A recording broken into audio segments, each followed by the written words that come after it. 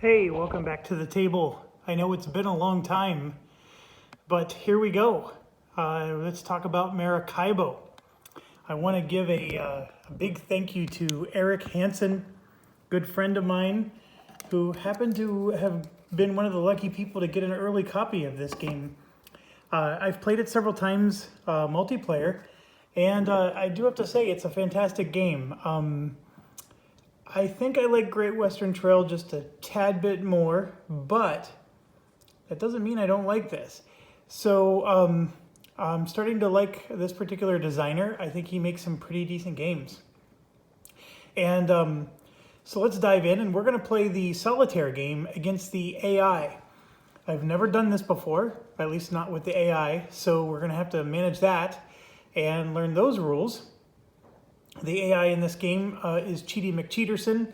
They do all kinds of cheating, but we'll see. I'm not a big fan of those kinds of AIs, but we'll see how it goes. All right, so you know the rules. This first video is going to be about setup, and then after this, we're going to, if you're interested in just getting to the playthrough, go to video number 2. So let me start off by simply saying welcome. I know it's been a long time since I've had you guys at the table, and please accept my apologies. After Christmas, I mean, it's March, 14th, 15th today? March 15th. And we're knee-deep in coronavirus paranoia. So I have no idea if it's going to turn into the big thing that everybody keeps saying or not, but I mean, half the schools in our country is shut down, and even some restaurants, and everybody's working from home. The grocery store has no toilet paper in the aisles, so what better thing to do than to play a board game, right? Just don't play it with other people. So that's why we're going to play some solitaire. So let's do that, and let's jump in. Okay, so when you're playing the solitaire version, they set this up as a 2-player game. So what we have is this black player here is going to be the AI, and we don't need to use all of the pieces. So I'm just reaching in, and we're going to grab a few of the AI pieces. The first one you need is this. Looks like an Indian head or Indian arrowhead.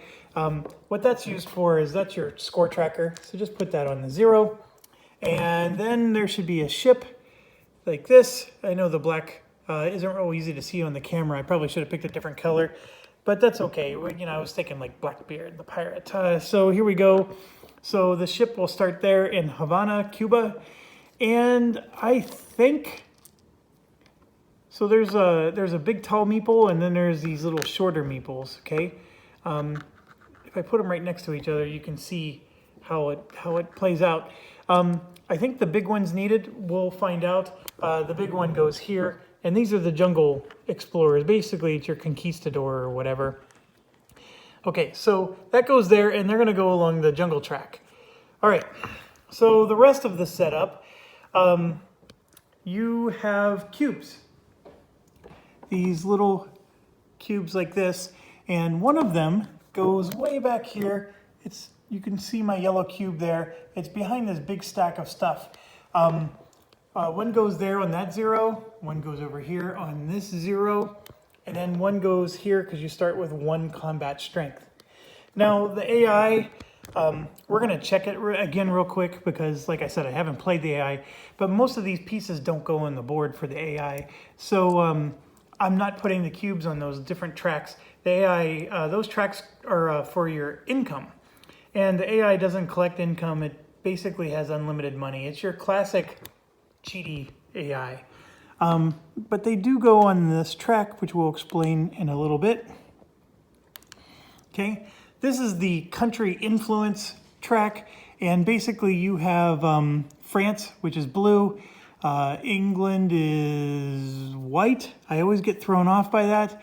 And then Spain is red.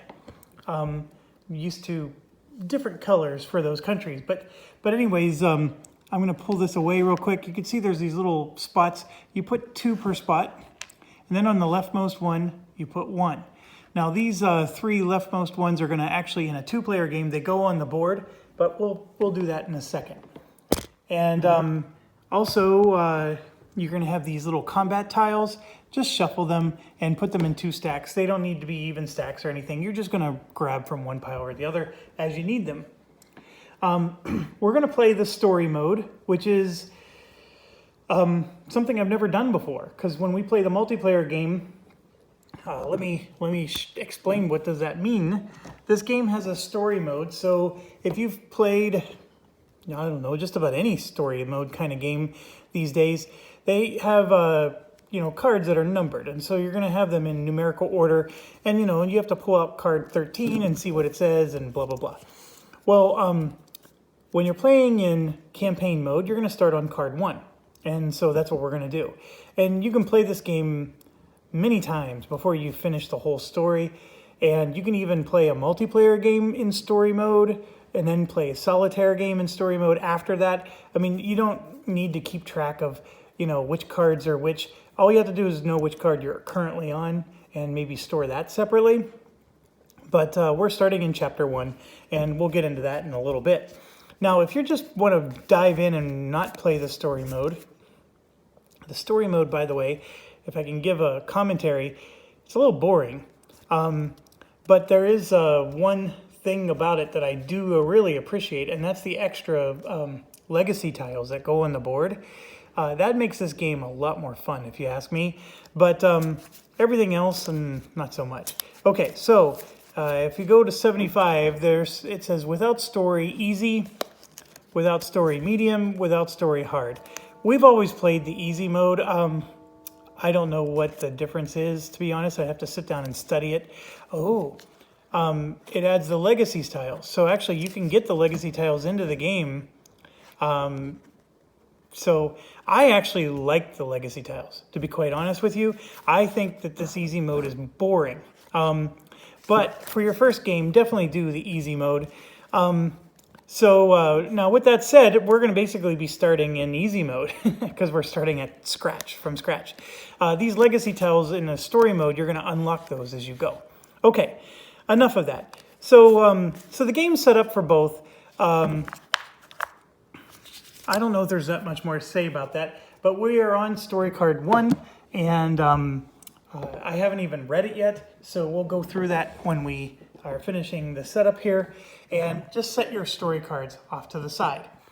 The next thing with a 2-player game is you're going to have this little tile that says Maracaibo on it, and you need to put it over top of the Maracaibo space when you're playing a 2-player game, or if you're playing solitaire, which you set up like a 2-player game.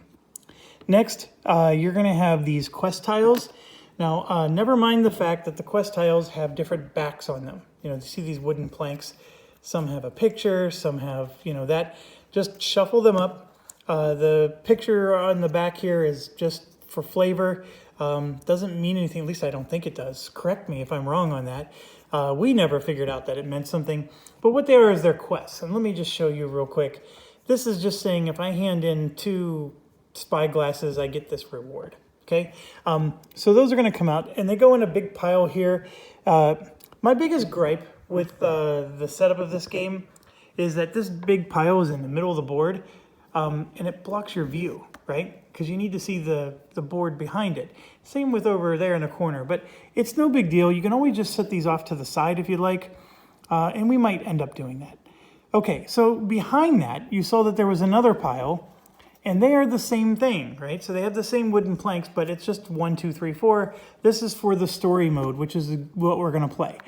I am pretty sure that if you don't play story mode, you don't need those. But don't quote me on that. I don't remember us playing with that when we were doing. Okay, so these little markers here are influence tracks. So as I gain influence with France, I would go up this track. Spain would go up here, and then England would go up the white track. Okay, we have 2 income tracks in this game. This top track, the one that has the little cube buried behind that stack, that is a money income track. And then this is a victory point income track. You actually get victory point income in this game, and we'll talk about that a little bit more. Now, we talked about this tile that says Maracaibo 1 to 2 players. That's because it's used here in a 1 to 2 player game. But the rest of them, you'll see that there's a few that are for 3 to 4 players or 4 players only. Set those aside because you're not going to use those. But we're going to have a big stack of anything from, 1 to 4, 1 to 2, etc. Obviously, if we're playing only a 3-player game, we would take this out. You know how that plays out. So anyways, we're just going to shuffle those up. I don't know what they are just by looking at their back. And we're going to put a few more of these out, okay? But we're going to move to the rule book and go through that so you can understand the rest of setup. Okay. There is player setup and then there's the board setup. So let me just show you the board setup first. Okay, so this one is just place the game board, shuffle the combat tokens, that's this thing up here. We did that. Shuffle the quest tiles, that's this big stack, done. Take the 4 story tiles and place them in ascending order. That's this 1, 2, 3, 4 that's right back there. Done. In a 2-player game only, put the Maracaibo space, I just explained that. And then it says, look for the remaining city tiles that have numbers on them, matching your player count. Return the rest of the box. Take 2 city tiles marked with a wheel. Randomly choose 2 more. Shuffle the 4 tiles and randomly place them in these locations. So that's what we need to do. So let me put the camera down in a way that it was not going to fall over. So here's 2 of the wheels. But see, these are higher player count. So those are out. And then let's take the ones we shuffled. I'm just going to take these 2 because, right, we said take 2 of those by random. And then I'm just going to take the first 2 wheels that come up like that. The rest are out of the game. Okay, so easy peasy on that. I'm just going to set them off to the side here. Okay, so now it says we need to place them on, and this is random. So I'm just going to shuffle this while I'm reading. We're going to go in Puerto Plata, Santo Domingo, Port Royal, and Cartagena. So it's at number 4. So Puerto Plata is going to get this one. Cartagena here. Actually, it's very obvious. There's 4 spots on the board.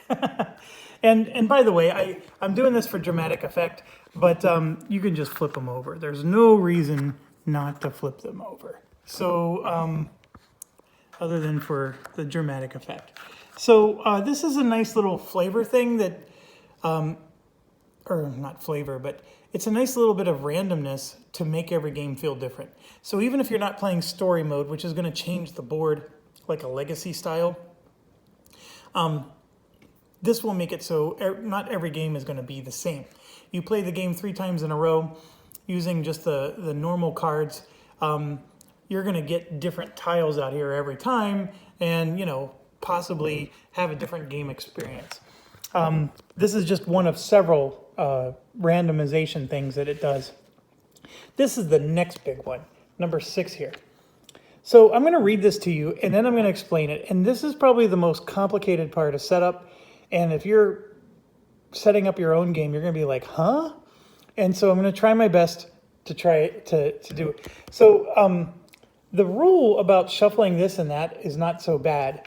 What it's saying is you need A cards, B cards, and C cards. Okay? That's the part that makes it really hard. Because what on earth... look at the color of the A card. You see a nice little dark brown rope. Then you see the B card, which looks like a white rope. And then you see the C card, which is an off-white rope. It's that white and off-white that's going to drive you batty.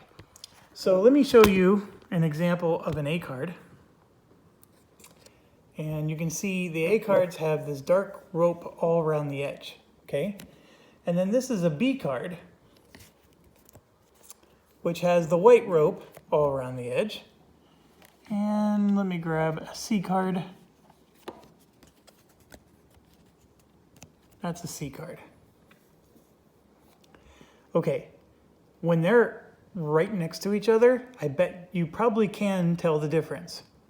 But when they're not right next to each other, you're gonna pull your hair out. Except there's one little secret that I figured out that I wish the rules would have told me. On the bottom right, see that 99? This is a story card. The C cards are only story cards. So if it doesn't have a number on the bottom right, let me put them next to each other again, but this time look at the bottom right of the cards. See? The A card has obviously the dark background, real easy to see what an A card is. The B card has no number and the C card does. This is a story card that doesn't get unlocked until you play out the story mode. So you don't have any C cards at the start of the game. The rules do sort of hint at that, but not as much as I would have liked. And I don't know, maybe I'm just really dense and slow. But anyways, there's your A cards and B cards. So now why is all this important? Well, it's important because every player gets 8 cards from the A deck. So this is the A deck. 1, 2, 3, 4, 5, 6, 7, 8. Okay? Now, what does that mean? It means this is going to be like my starting hand, and I'm actually going to get to pick 4 cards to keep, and I discard 4. I mean, there's some shenanigans I'm going to have to do, but every player, if you're playing a multiplayer game, every player would start with 8 of these, and that's for sure in the game. Then you take 40 cards from the B deck and shuffle them with... So basically, the A deck, these darker cards, are used every game. The entire deck is used every game. The B deck, which is massively thick. Let's just put them side by side for comparison. This is the A deck on my right hand. This is the B deck. I mean, you can see the B deck is massively thick. I'm going to draw 40 cards out of this B deck, and that's all that's going to be used in this game. Okay? So hopefully that gives you an idea of some replayability. Now, all of these cards are in every game, so you're going to get familiar with these. And to be quite honest, these are like base cards. It'll make sense that you want these in every game. Now, these are like the cards that really make the game go in wild in various directions. Now, somebody told me I'm going to start counting 40 of these while I'm talking to you.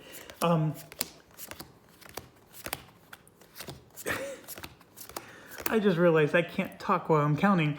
All right, so I got 10 of them counted. So I'm going to pause here and keep talking. Somebody pointed out that some of the randomness can cause issues with the game balance. And I can't disagree because you don't know which 40 got picked, right? So you don't know what's on them. And some of this is getting into some of the game rules that you don't yet know, but some cards have anchors on them, and those are important, right? Some cards have this on them, which is important. Now, we have these tokens because you have to buy one of these base cards, which are these A cards. Like, here's a perfect example. If you build a harbor, you get an anchor. And from that point on, now that I have a harbor, any other card that uses an anchor will give me huge bonuses. And you can see here, like if I have the hammer or the saw and the axe here, if I have the tools, I actually score 4 points in income points, if I build this harbor. So if I also have that token when I build this, and even after I build this, anytime I have that token, I'm going to get 4. So I know this is getting into some of the rules, but when you're randomly drawing 40 cards, you may draw a whole bunch of these, but hardly any of those. And maybe your strategy in the game is you're going to go after these, right? And then you're going to get greatly disappointed because all the greatest cards in the game turned out to be, you know, something that you chose not to go after. Now, I think that's a little myopic and probably a little overly general, but that's the basic idea of what the gripe is that I've heard from a few people. But you know what? Those are the people who also lost the game, and you never hear the winner's gripe like that. So who knows? I do think that they have some merit in what they're saying. I just don't think it ruins your game unless you're, and the reason I said myopic is if you decide you're going to build these and that's your strategy from turn 1 and you don't adapt to the fact that all the cards have these on them, I think that's your fault. And I don't think that's a fault with the game. Not at all. Okay, so these are all the cards that are not being used, and you can see there's a whole bunch Yeah, so they're out of the game. And so I have the 40 cards. These are the B deck cards that are going to be in the game. And then, of course, I have the rest of the A cards, and now we have to shuffle those together. And I'm going to shuffle them old school style. I hope, Eric, you don't mind. I know some people don't like it when you shuffle cards like this. All right, so I'm doing that off camera here, just trying to get these shuffled. Obviously, this is when, while I was teaching this for a multiplayer game, I would ask people, do you have any questions? And we would talk about that while I'm shuffling.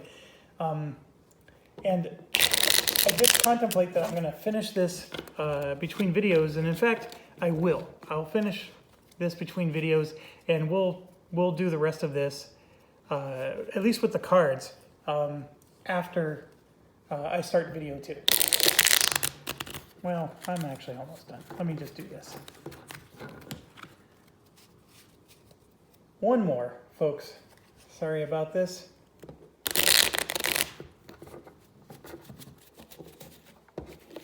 Okay. I wish I was a better shuffler, because this would go quicker. Those FFG card sleeves, they're awesome. If they ever go out of business, I don't know what else I would use, because they do make shuffling really sweet, although they're slippery. Okay, so after we shuffle these cards, you're going to want to set them, off to the side. These are the story cards, which, by the way, we're probably not going to use the rest of this game, so I'm going to set them off way to the side. These ones will be used, and then we're going to draw these Ticket to Ride style, and then we can choose from either the face-up cards or the ones that are on top. Okay, so next thing we do is we have to place the doubloons, which I did. I don't know if this is standard with the game, but we got some really nice doubloons here. We have 1s, 5s, and 10s, which should be plenty. The game comes with these little tokens that stand for 10. We're not going to use those.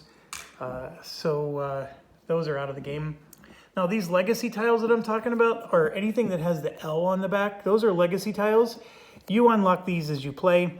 If you do the medium or hard mode, these will get unlocked. But they're pretty awesome. They change the locations on the game and add a whole new set of rules. So none of those are in the game right now, so just set all of those off to the side, and there's a whole bunch of them. Okay, next, shuffle the prestige buildings and put 4 of them out. So the prestige buildings are, I grabbed the wrong cards. The prestige buildings look like this, okay? Those are prestige buildings, and we're gonna take 4 of them, okay? These are going to be in-game, and the rest are just out of the game. So I'm going to just set these off to the side. Now, prestige buildings are mega buildings, get you good points at the end of the game. And the rule book will tell you to reveal the first one and leave the other 3 face down.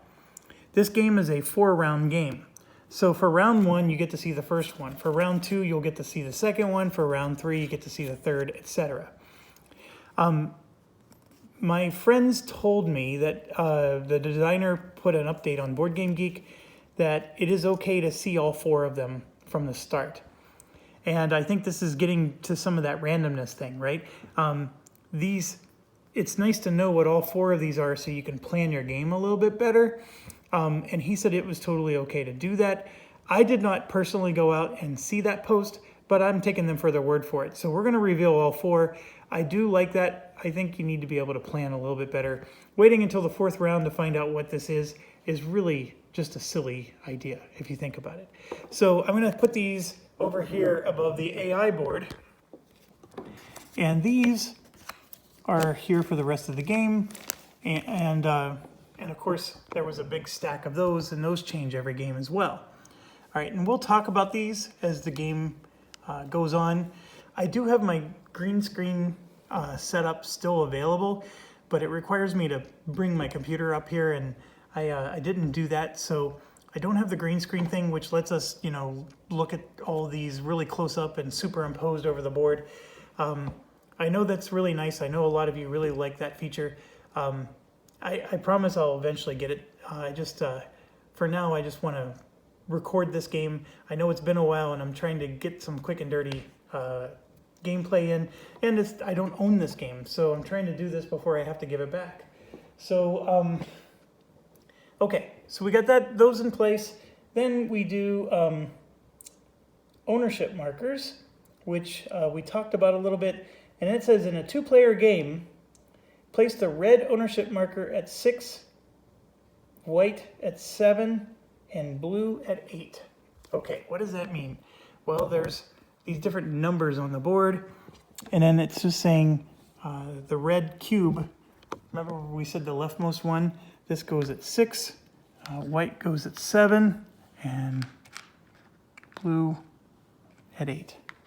This is for a 2-player game only. Okay, and of course solitaire. So these little circles are villages, which tend to have different actions on them, and they're not controlled by any nation. So what we're doing in a 2-player game is that the nation, Spain controls San Juan, Britain controls St. Kitts, and France controls Martinique at the start of the game. Normally you have to do things before they start taking control, and that's how you earn influence with them. So in this case, 3 of them are already on the board. In a 3 or 4-player game, they're going to be putting these on the board themselves. So having less players in the game, it's going to be harder to get more of these out. So anyways, I think that's some of the concept behind that. Okay, so that is all of the setup for the game. Now you have to do the player setup. So the player itself gets this ship board. So we have this little board, and you can see I can put 3 cards up here. Well, that's getting ahead of ourselves, but we have this ship board, and then we have all these things on the board that we can unlock. One thing for certain, I know you start at 1 combat value, so put a cube there. And then I have to put the camera down, and there's all these little brown discs, and we're gonna grab, let me see if I can move the camera. I know you're looking at it from the side, but what you're doing is everywhere you see these little yellow circles, we're putting 2 brown discs. So what this represents is things we can unlock on our ship. Now, one of the things that threw me off in this game is, like, I'm used to playing like Sid Meier's Pirates, or I've played, oh my gosh, there's the board game version of Sid Meier's Pirates. It's about 5 or 6 years old now.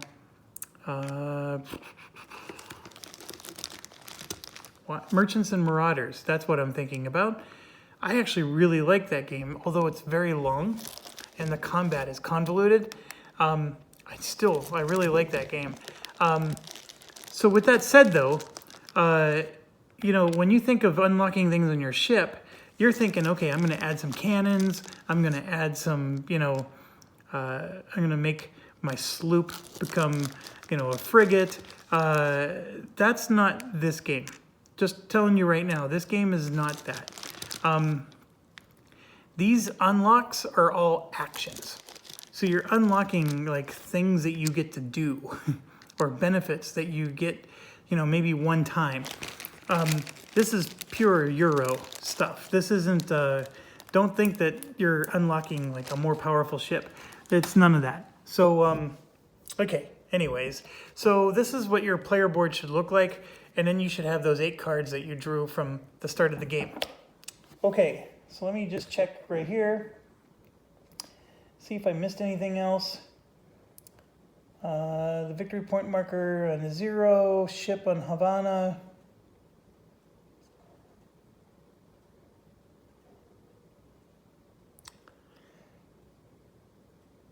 Oh, yes. This spot here is not space 0, it's space 8.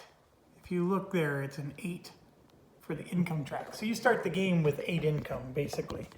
And then every player gets 2 figures of your color and 2 career cards and 1 overview card. Okay, So what does it mean?